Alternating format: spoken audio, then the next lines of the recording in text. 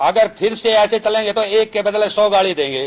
Press court है, क्या कह रहे हो? भला मुख्यमंत्री जी, भला सोच समझ ले। भला मुख्यमंत्री सबका है, उसके बाप का नहीं है मुख्यमंत्री। किसी भी छुट्टू भैया को आगे करके क्या क्या साबित करना चाहते हो? ना मैं जानता नहीं, पहचानता नहीं, कौन है, कहां का है। इसका जो जी करता वो करके देख ले। इन्हीं देर सवाल पूछ रहा हूं और पूछूंगा, मेरा राइट है, प्रजातांत्रिक अधिकार है मेरा। मेरे प्रदेश का मुख्यमंत्री है। अगर मुख्यमंत्री इनका होता तो फिर सोच समझ खड़ा जाओ थी। ये तो सन नहीं हो रहा, एक सैनिक का बालक है, जहां तक सन नहीं हो रहा, और सैनिक का बालक नहीं है वो, साथ में ब्राह्मण समाज का भी बालक है। हम उसके साथ उसके बाबत खून दे देंगे। लेकिन को भाई के लड़ाना, जाति के नाम पर जहर फैलाना, धर्म के नाम पर जहर फैलाना, इनके सिवाय इनके पल्ले है क्या? हरियाणा का चुनाव आएगा, कहने मैंने तो जाट की अकड़ निकालनी है। अगर उसने जवाब देना था तो ये देना था, मुख्यमंत्री जी ये बात सही है, जाति के नाम पे टिप्पणी करना किसी का अधिकार नहीं है, संभालिए अपने एमएलए को। कांड हुए, कंडेला कांड, मिर्जपुर कांड, गोहाना फूक्या, रोहतक फूक्या, ये कुर्सी बिरादरी के कांड है। सभी को पता कुर्सी जाति के कांड है। असली नेता ब्राह्मणों का है तो हरियाणा में सिर्फ दादा गौतम है। और ये लोग तो सर छोटू राम के खिलाफ भी बोले, डॉक्टर भीमराव अंबेडकर के खिलाफ भी बोले, ज्योतिबा फुले के खिलाफ बोले, देवीलाल के खिलाफ बोले, ये तो सबके खिलाफ बोलते ही है। अगर वो मेरे खिलाफ बोलते हैं तो मैं तो सौभाग्य मानूं, मैं सही दिशा में जा रहा हूं। क्यों? जब पाखंडी लोग, मीडिया के लोग आपकी बुराई कर रहे हैं तो आप समझिए सही लाइन में जा रहे हैं। मेरे खिलाफ नहीं बोलते इसका मैं तो बल्कि इस बात से खुशी हूं, अगर वो फंडी क्लास में से है और वो मेरे खिलाफ बोल रहा है तो मैं खुशी हूं। देखिए, मुख्यमंत्री के खिलाफ जो मन ने कहा था उसके ऊपर उन्होंने प्रतिक्रिया दी है। पहली बात तो उनका राइट नहीं बनता, क्योंकि प्रदेश का मुख्यमंत्री सबका होता है। अगर जवाब देना था तो मुख्यमंत्री देता या सरकार का कोई मंत्री देता। अगर हमने मुख्यमंत्री के खिलाफ कोई तलक भाषा का इस्तेमाल किया तो इसलिए किया क्योंकि हरियाणा के अंदर 1000 के लगभग गांव डूबे पड़े। जो किसानों का प्रदर्शन था उसमें बाढ़ का एक बड़ा मुद्दा था। आज तक फसल की बिजाई नहीं हो रही। गांव के चारों तरफ गरीब भाइयों के मकान होते हैं। मनरेगा तक की मजदूरी 3 महीने तक बंद रही, उनको 1 पैसे का सीधा लाभ नहीं दिया गया।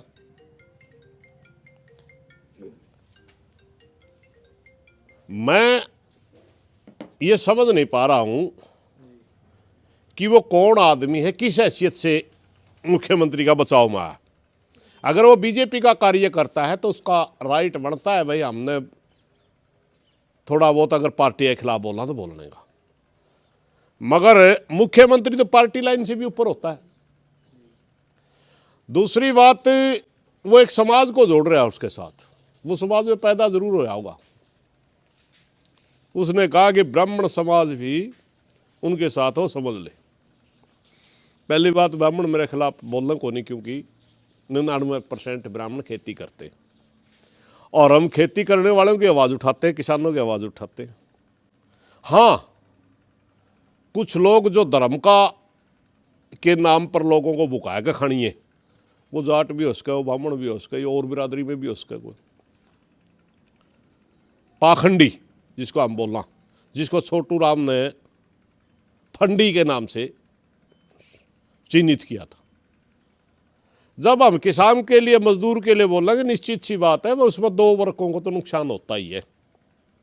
ये आज से नहीं, मेरे खिलाफ नहीं बोलते इसका मैं तो बल्कि इस बात से खुशी हूं, अगर वो फंडी क्लास में से है और वो मेरे खिलाफ बोल रहा है तो मैं खुश हूं इस बात से। क्योंकि चौधरी चरण सिंह ने कहा था, जब पाखंडी लोग, मीडिया के लोग आपकी बुराई कर रहे हैं तो आप समझिए सही लाइन में जा रहे हैं। अगर ये लोग बढ़ाई कर रहे हैं तो समझिए हम सही दिशा में नहीं हैं। अब डॉक्टर भीमराव अंबेडकर जी ने कहा था कि आपके दुश्मन है पूंजीवाद और पाखंडवाद है, जिन्होंने ब्राह्मणवाद ही बोला था। बल्कि ज्योतिबा फुले ने कहा था आपके दुश्मन भट्ट जी और सेठ जी हैं। छोटू राव ने कहा था आपके दुश्मन मंडी और फंडी हैं। और ये लोग तो सर छोटू राम के खिलाफ भी बोले, डॉक्टर भीमराव अंबेडकर के खिलाफ भी बोले, ज्योतिबा फुले के खिलाफ बोले, देवीलाल के खिलाफ बोले, ये तो सबके खिलाफ बोलते ही है। अगर वो मेरे खिलाफ बोलते हैं तो मैं तो सौभाग्यमान हूं, मैं सही दिशा में जा रहा हूं, क्योंकि मैं तो उनका चेला हूं ना जिनके मैंने नाम लिए। मेरे झंडे में देखिए सर छोटू राम का और अंबेडकर जी का फोटो है। इनको ये लोग गालियां देते थे। अगर वो लोग मेरे को गालियां देते तो मैं मानता हूं मैं सही दिशा में जा रहा हूं, मैं जिन महापुरुषों की शिक्षा से आगे बढ़ रहा हूं, तो मुझे लगता है उसका अब थोड़ा थोड़ा असर होना शुरू हुआ। और अगर वो सरकार का आदमी है, अगर वो सरकार का आदमी फंडी क्लास में नहीं है, तो अपने मुख्यमंत्री को कहिए बाढ़ के गांव का प्रबंध करवाए। ठोस प्रबंध की तो बात थी। मजदूर को मजदूरी चाहिए, किसान को मुआवजा चाहिए, प्राकृतिक आपदा रात को उसका जो 15,000 रुपये है उसको बढ़ाने की बात थी, क्योंकि हमारा मानना कि 50,000 से ज्यादा किसान का नुकसान हुआ प्रति एकड़। पंजाब जैसा स्टेट जो उत्तर भारत का सबसे कर्जदार स्टेट है, वो भी 20,000 रुपये प्रति एकड़ दे रहा है, और हरियाणा 15,000। 3 महीने तक गरीबों के घरों में जो जिनका पैसा ही मजदूरी है, खेतों में पानी चढ़ गया वहां मजदूरी मिली नहीं, मनरेगा सरकार ने बंद कर दी वहां मजदूरी मिली नहीं, टंकियों में पानी बढ़ गया, सारा अनाज भीग गया। अगर हम उनके लिए एक मुश्त 3 महीने की मजदूरी के बराबर पैसा मांग रहे हैं तो कहिए अपने मुख्यमंत्री को, वरना मुख्यमंत्री सबका है, उसके बाप का नहीं है मुख्यमंत्री। मुख्यमंत्री की कुर्सी प्रदेश के हर नागरिक के लिए बराबर होती है, चाहे उसने वोट दे रखे है या नहीं दे रखे है। और प्रदेश के हर नागरिक के बारे में कानून बनाने का अधिकार है मुख्यमंत्री का। अगर अच्छा काम करेगा प्रदेश का नागरिक उसके जयकारे भी लगाएगा, अगर कहीं असंतुष्ट होगा तो सवाल भी पूछेगा। हम किसी के सर्टिफिकेट के मोहताज नहीं है कि कौन कहेगा मुख्यमंत्री ये सवाल पूछना है, कौन कहेगा मुख्यमंत्री ये सवाल नहीं पूछना है। अगर किसान दुखी होगा, मजदूर दुखी होगा, हमने कल भी सवाल उठाए थे और आगे भी सवाल उठाएंगे, जिसका जो जी करता वो करके देख ले। रामकुमार गौतम ने जाट समाज को लेकर टिप्पणियां की, लेकिन वही लोग ये कह रहे हैं कि हमारा सबसे बड़ा नेता ही रामकुमार गौतम है। ऐसे व्यक्ति को वो तो चल, एक मैं बात बताऊं, देखिए मैं उसका नाम नहीं लेना चाहता, क्योंकि बददिमाग आदमी को ज्यादा हवा देना ठीक नहीं होता। किसी के बारे में कुछ भी कह देता है, वो बददिमाग आदमी है। एक विधायक बन गया वो अलग चीज है, क्योंकि खुद मानता है कि मेरे को विधायक ही जाटों ने बनाया, और जाटों को गालियां दे रहा है। फिर उसका वो तो अपने आप बता दिया उसकी कौन सी क्लास है। जो आदमी जिसकी सहायता करता उसी को गाली देता, तो समझो भाई उसकी कौन सी क्लास है। रही बात वो 1 नंबर का नेता मानो, 10 नंबर का नेता मानो, उससे तो हमारा कोई लेना देना नहीं, क्योंकि हमारा विधायक ही नहीं। जब हमारा विधायक था तो मैं छोटी मोटी उस पर टिप्पणी कर दिया करता, क्योंकि नारनौंद की जनता ने बनाया था, नारनौंद में हमारा गांव आता है। उसने एक बार टिप्पणी की थी, मैंने एक बार उसका जवाब दे दिया।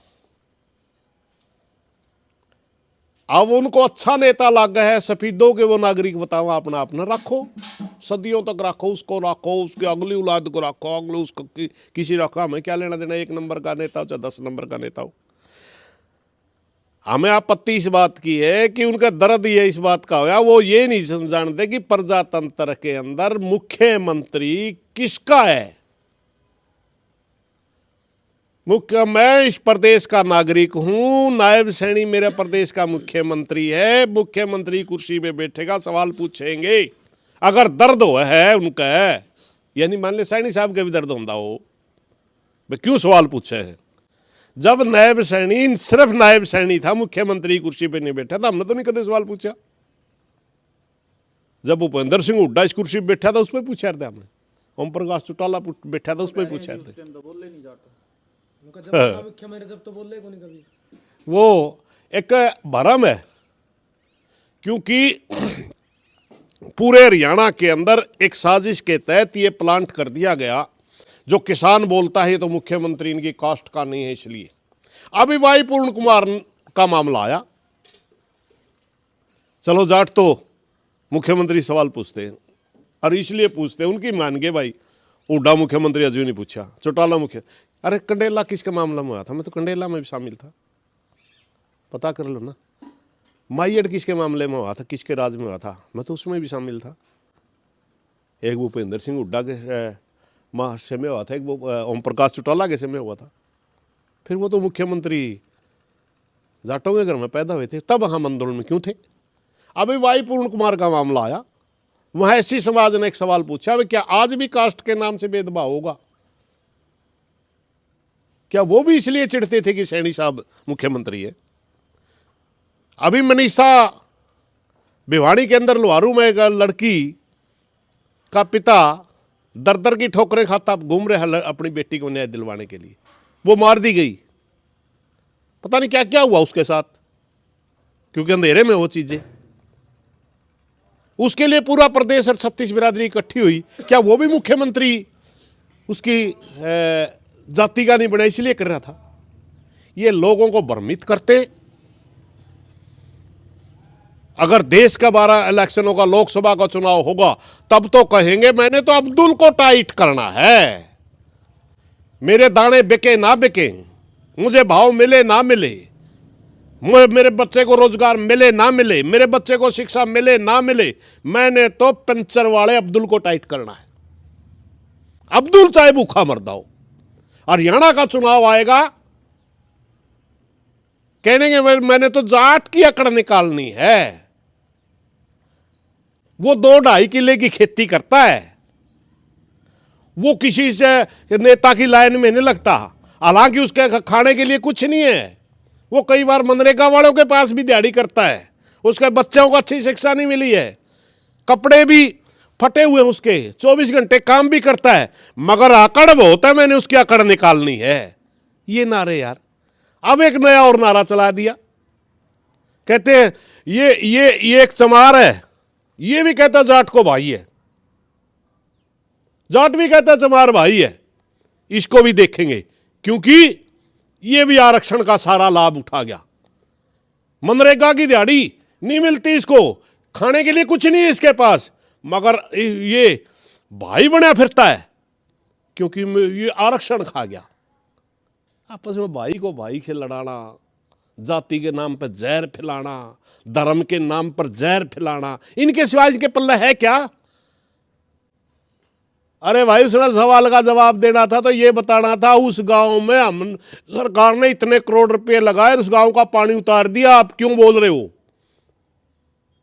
अगर उसने जवाब देना था तो ये देना चाहिए था, हमने मजदूरों को इतने मुफ्त एक समय पैसा दे दिया, आप क्यों बोल रहे हो? अगर उसने जवाब देना था तो ये देना था, मैंने ये भी कहा था मुख्यमंत्री जी संभालिए अपने एमएलए को। अगर उसने जवाब देना था तो ये देना था, मुख्यमंत्री जी ये बात सही है, जाति के नाम पे टिप्पणी करना किसी का अधिकार नहीं है, संभालिए अपने एमएलए को। और जवाब देना था तो ये देना था कि आज के बाद ये बदतमीजी नहीं करेगा कोई भी बीजेपी का विधायक, ये चाहिए जवाब दो। मगर कहते हैं सुरेश कोथ कहता है, इसलिए कहता है। अरे मैं तो राजी हुआ था जिस दिन सैनी बनया, मैं सोचा था खेती करनी आ गया दोबारा। पहलड़ा भाई तो दुकानदार था, मैंने तो उसके बारे में ये कहा था 2 किले के इसके थे, 2 किले बाजरे के मेरे थे, भाई है तो गा। मगर जातियों में बांध करके आज किसान बर्बाद है उसके लिए बोलते हैं, उसमें जाति ढूंढ लेते हैं। मजदूर अगर बर्बाद कर रखा तो उसमें जाति ढूंढ लेते हैं। ये इन लोगों की फितरत है। मैं तो ये पूछना चाहता हूँ भाई, अगर तू भारतीय जनता पार्टी का कार्यकर्ता की हैसियत से बोल रहा है तो अपने मुख्यमंत्री को बता दे, अगर काम नहीं करेगा बोल लेंगे। अगर तू जाति की हैसियत से बोल रहा है, अगर हमारे को गाली देगा जवाब देंगे। रोक ले अपने ने, हमने शुरुआत करी थी कि किसी का एक बार भी ये नहीं किया कि राम कुमार गौतम ने जो टिप्पणी करी है वो ऐसी नहीं करनी चाहिए थी, ना किसी सरकार का नेता ने कहा कि ऐसी टिप्पणी नहीं करनी चाहिए। अरे मेरे भाई, योजनाबद्ध तरीके से है। इस देश के अंदर दोबारा चुनाव आने वाला है, चुनाव के लिए टिप्पणियां करवाई जा रही हैं। ये एक पैटर्न का हिस्सा है, ये बहुत बड़ी साजिश है, क्योंकि दोबारा लोगों को फिर मूर्ख बना के वोट लेने की तैयारी। SIR के नाम पर पूरे देश के अंदर जो दलित का वोट काटा जा रहा है, दबे कुचले वर्ग का वोट काटा जा रहा है, और ज़्यादातर उसका क्या नाम है, मिनोरिटी का वोट काटा जा रहा है। वो वोट काट करके पूरे देश में वन नेशन वन इलेक्शन के नाम से चुनाव होगा, और पूरी गड़बड़ियां कर करके ये देश के अंदर तानाशाही लाएंगे। ये तैयारी है, इसलिए गाली दे रहे हैं। ये पैटर्न है, ये अचानक कोई चीज नहीं हो रही। लेकिन जो पंचायत है वो तो सामाजिक हुई है प्रधान जी, वो भी कह रहे कि नहीं नहीं नहीं, बताओ तो, एक बात बताओ, कौन सी सामाजिक है? अगर वो गलत को गलत नहीं कहते, सामाजिक कहाँ हुई? उसमें खुद बोल रहे हैं कि सर एक बोलने से थोड़ा होता है, इंटेंशन देखो ना उनकी, बोलने से थोड़ा होगा। अगर देखिए, कोई पत्रकार अगर उनसे पूछे, भाई अगर सारा समाज बैठा है तो शुरुआत किसने की है, गलत बोलने की शुरुआत किसने की है? अगर आप गलत को गलत नहीं कह रहे, सामाजिक कहां हुई? तो राजनीतिक हुई। हम राजनीतिक लोगों का ज्यादा जवाब दिया कौन कर दे, मगर सीधा नाम लिया उसने, एक भाई ने, और सीधा नाम लिया। नायब सैनिक को धमकी दे रहा है। धमकी नहीं दे रहा, सवाल पूछ रहा हूं और पूछूंगा, मेरा राइट है, प्रजातांत्रिक अधिकार है मेरा। मेरे प्रदेश का मुख्यमंत्री है, अगर किसान को दुखी होगा तो मैं सवाल पूछूंगा, मैं किसान हूं। मजदूर दुखी होगा, मैं सवाल पूछूंगा, मैं मजदूर हूं। कौन रोकने वाला? मेरे को रोक के दिखाओ, मेरा प्रजातांत्रिक अधिकार है। जवाब देते तो मुख्यमंत्री देते, या उन किसानों को बुलाते, मजदूरों को बुलाते। किसी भी छुट भैये को आगे करके क्या साबित करना चाहते हो? ना मैं जानता नहीं, पिछड़ता नहीं, कौन है, कहां का है। प्रधान जी, टिप्पणी विधायक बीजेपी विधायक ने करी थी, लेकिन अभी आपको लग रहा है कि जातीय रंग पकड़ गया? नहीं नहीं नहीं, कोई जातीय रंग नहीं है। और हम वो तो साबित करना चाहते हैं कि देखिए, जो समाज अपने आप को हरियाणा का ताकतवर जागरूक समाज समझता, हमसे उनको सीधी गाली दे रहे हैं और ये बोलने में सक्षम नहीं है। और हम साबित कर रहे हैं कि राज आओ, कोई कुर्सी पे बैठो ना बैठो, हमें कोई लेना देना नहीं।